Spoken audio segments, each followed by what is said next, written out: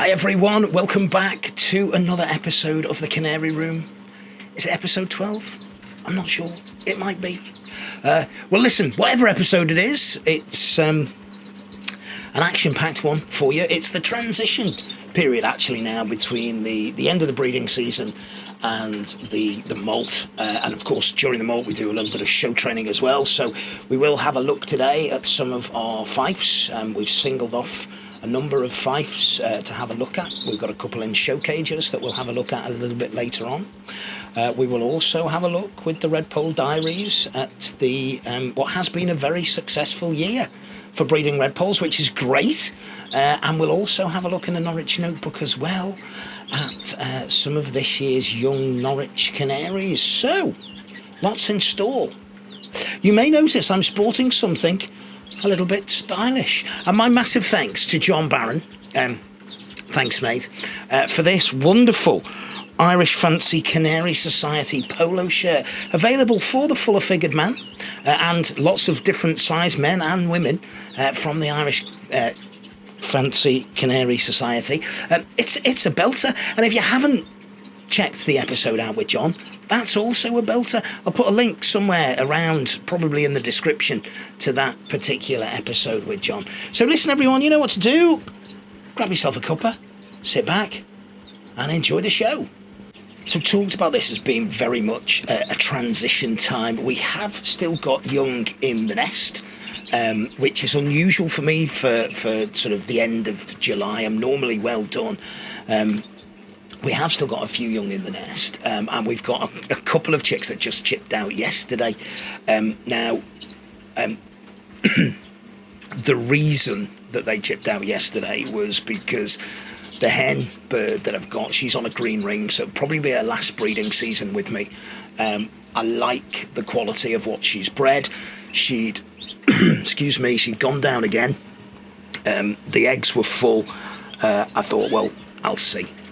Whether they get it to adulthood or not, you know, remains to be seen. So we have still got young in the nest. You can see we've got some in cage 7 now. These in cage 7. This hen's been an interesting hen. She bred some outstanding birds for me last year, so much so I put the same pair together. And this year she's been a little bit of a nightmare. Now, I got one out of her in the first round, and I like that. I think it's going to be a lightly marked buffcock bird, and I like that. And there's 3 in the nest there that you can see, but you can also see that some of them have been stripped of feathers. Now, she's the only hen in the shed to do it this year.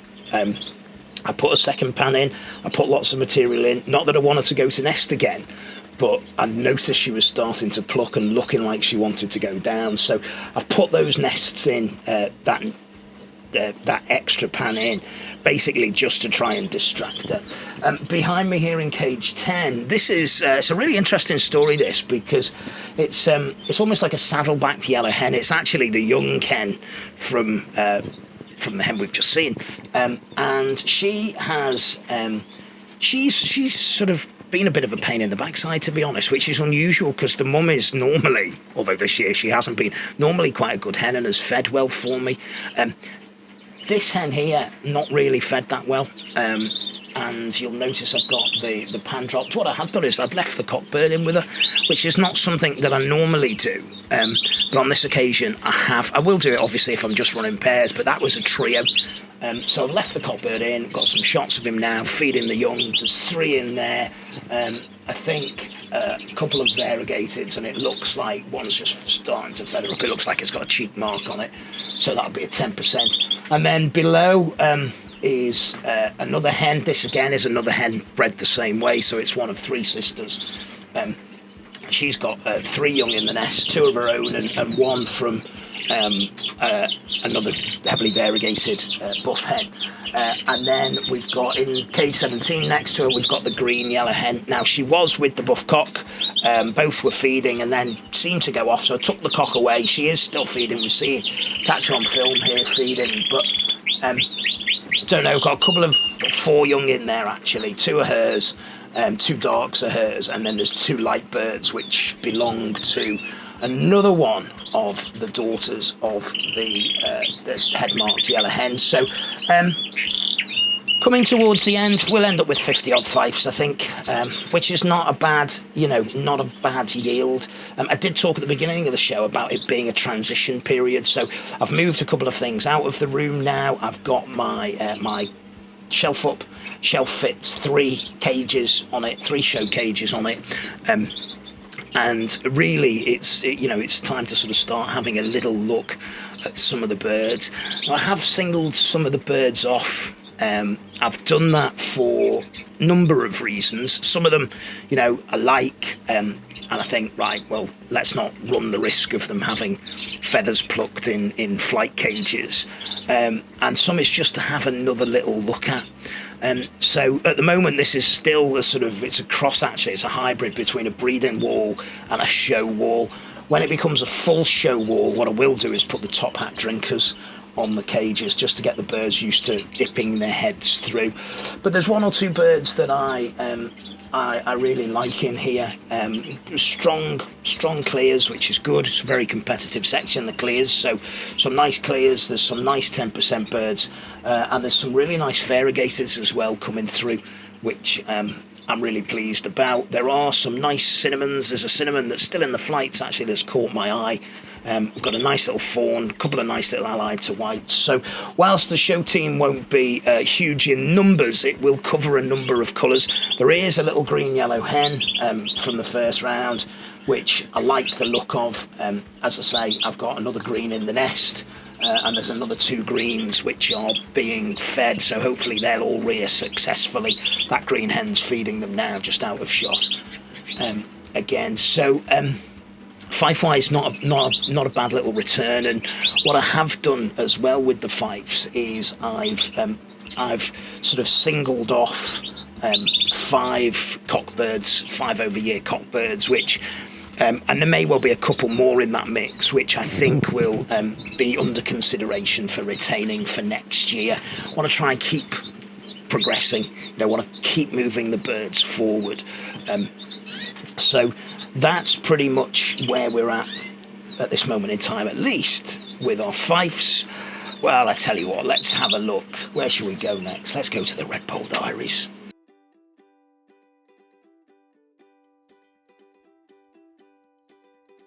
When we talk about the sort of transition between the breeding season, the molt and the show season, you can see in the back now all of the cover has gone.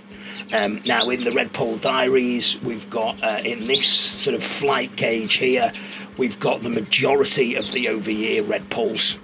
I've given them a few little mealworms just because I've still got some. So I thought, well, rather than letting them turn to beetles, I'll give them and see if that helps them through the molt. You'll also notice, the eagle eyes amongst you will notice that there are a couple of siskins in there. There's a native goldie in there, there's a twite cock in there, and there's a greeny hen in there as well. So all the sort of over-year native birds are now in this one big sort of flight cage.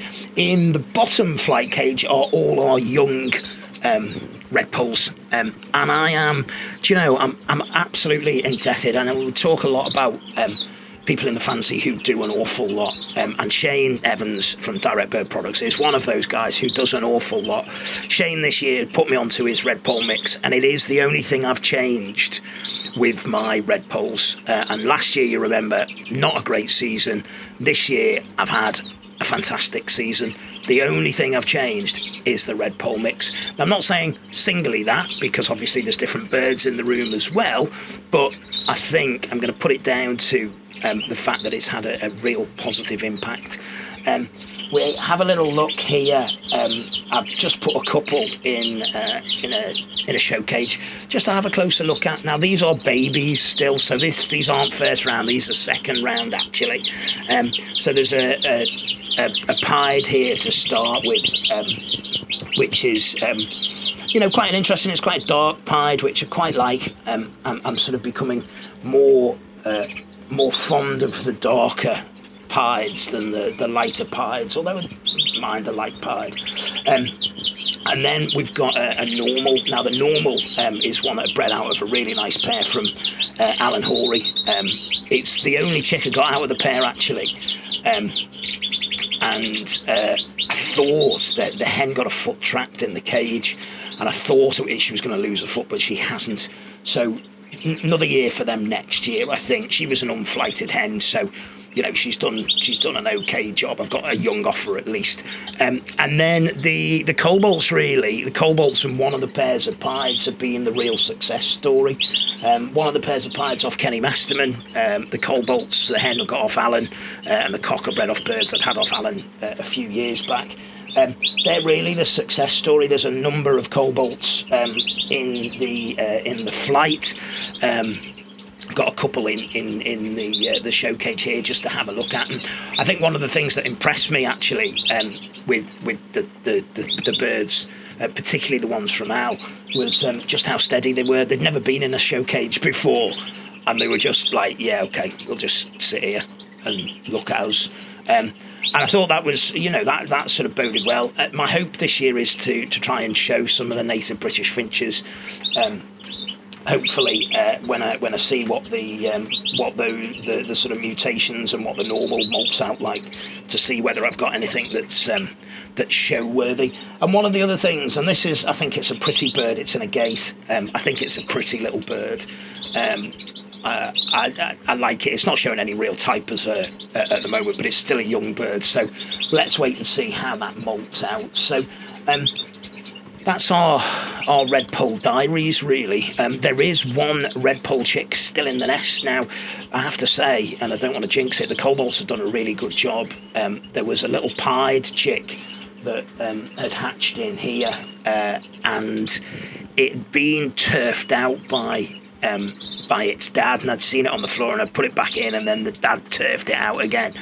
And the cobalt was due to hatch a few, actually. None of them did hatch, but she's reared this one lovely. So I've moved there was 5 young in there of a round before, and then you can see probably just this shot here through the undergrowth that there is a really nice little redpoll here. So yes, so thanks to Shane, and thanks to everyone who's wished me all the best with them. So it's worked, everyone, well done. Redpolls, so far at least, done us proud this year. I think I mentioned in the last show about the white line and the the challenges with the white line, and it's sod's law, isn't it? So this year we've not really focused on cinnamons or fawns for that matter, and we've got half a dozen or so in the flights, and really nice little fawn hen that still very much in nest feather, still a baby, but I really like her, and I think, I say her, I know it's a her by the way it's bred, and hopefully she will finish off and be a nice little bird, certainly one to keep an eye on. White line, there is 3 allied to whites that we bred. There's a pure white bird, which is in the flights. It's got a nice type to it, this bird, but it's a little bit on the big side for me. Got a little cheek mark white, still with a couple of blues and a green, just in the weaning cages, and then a variegated white, which I quite like the shape of. I quite like the type of that bird, actually, to be fair. So I guess if you count the blues, then we've got, and the fawns, which of course are white ground, then we've got quite a few whites this year, but not certainly the numbers that I'd hoped. Interestingly, the white cockbird and the yellow hen did have another round. Now I'd set them under another white hen, and those rounds were clear, so that's a number of clear nests now from that cockbird. Now I've only tried him with one hen, to be fair, successfully tried him with one hen, so it may be that bearing just doesn't work, so I'll have to have a look at that and consider that for next year. So not too bad there. Talking of not too bad, let's go and have a look now at the Norwich Notebook.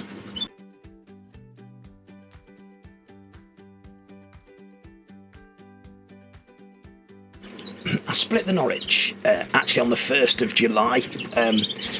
some of them were still interested in going to nest. I'd noticed a couple of flight feathers down, and I just thought it's time to take them out. I don't know if you can see, there's a yellow cock here in the cage behind me with a feather in his mouth. So and the cocks, the two cocks here, the sort of stud cocks, I want to keep.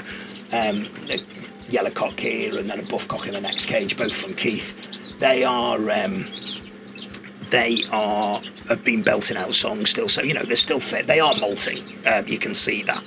I've given them a little bit of colour food in the egg food.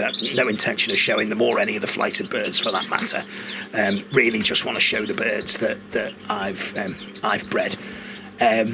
And to that end, well, let's have a look. We're going to end up, I think, with 7 Norwich, which is sort of, good, a little bit disappointing based on the number of chicks that we've hatched. I've had one pair where I've had sort of five or six chicks hatch and get to different stages, but just something not quite right there, so they've not developed, and I lost the last one of those yesterday morning. So have a look in the show cages. First time these birds have been in show cages. This, I think, is certainly a buff bird. I think looking at it, it may well end up being a buff cock, which would be okay.